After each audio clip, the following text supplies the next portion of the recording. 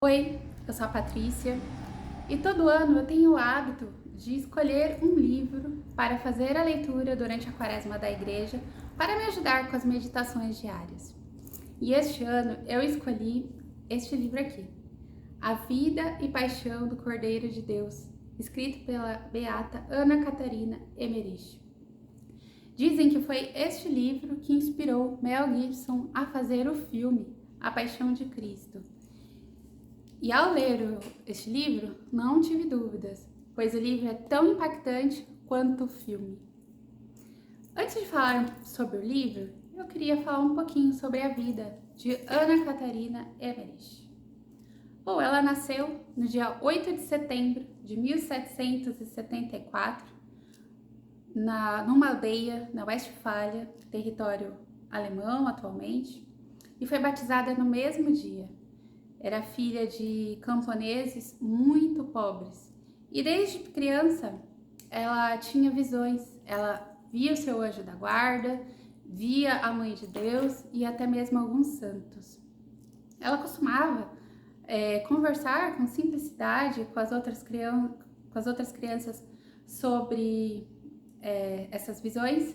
E quando ela percebeu que elas se admiravam com as suas narrações, ela entendeu que elas não viam o mesmo que ela, então ela passou a guardar silêncio sobre as suas visões. Aos 16 anos, ela escutou os sinos do convento das Anunciadas tocar em outra cidade, assim, ao longe, e ela sentiu tão fortemente um chamado para esta vocação que ela chegou até desmaiar. Para poder juntar o dinheiro do dote para ser aceita no convento, ela passou a trabalhar com uma costureira e juntar tudo o que podia. Depois ela mudou-se para a casa de uma família de um organista, porque ela acreditava que se ela soubesse tocar órgão, ela teria sua entrada ao convento facilitada.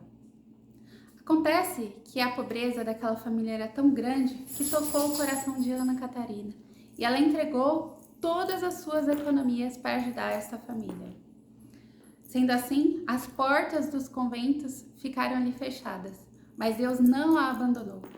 A filha do organista era uma organista perfeita e ela foi aceita no convento de Welmen. Sua mãe disse às irmãs que só permitiria que sua filha fosse ao convento se Ana Catarina pudesse ir junto. E assim foi. No dia 18 de setembro de 1802, as duas amigas foram aceitas no convento das Anunciadas. Ana Catarina sofria de fortes dores. Ela foi cuidada ao longo dos anos, muito bem cuidada nesse convento. E ela sofria de muitas dores de cabeça e tudo com muita paciência e amor. Depois ela recebeu os estigmas que sangravam e ela quase não conseguia se alimentar. Ela vivia praticamente da Sagrada Comunhão. Foi um poeta chamado Clemente Brentano que começou a escrever as visões de Ana Catarina. Ela o chamava de O Peregrino e eles foram grandes amigos até a morte dela. Ele costumava escrever tudo e depois mostrar para ela verificar se estava de acordo. E assim foi. Então, os relatos que temos das visões de Ana Catarina Emmerich foram escritos por ele. Bom, ela faleceu depois de uma vida com dores indizíveis, com sofrimentos indizíveis. Ela faleceu no dia 9 de fevereiro de 1824. Bom, sobre este livro, este livro tem os relatos desde a anunciação do anjo a Maria até a crucificação e morte de Jesus Cristo. Os relatos aqui não são muito diferentes do que nós encontramos no Evangelho, mas existem alguns detalhes que enriquecem a nossa imaginação, né? A nossa devoção. Eu vou ler para vocês um que eu achei muito bonito, que é um acontecimento, né, que não é relatado nos textos bíblicos, de quando a Sagrada Família fugiu para o Egito, porque Herodes estava matando os bebês, né, as crianças. Então, eles fugiram para... José teve uma visão com um anjo que pediu para ele fugir para o Egito com Maria e com o menino Jesus, né? E a Ana Catarina teve uma visão de que eles foram no caminho, eles foram atacados por salteadores, né? Então, eu vou ler um trecho aqui para vocês.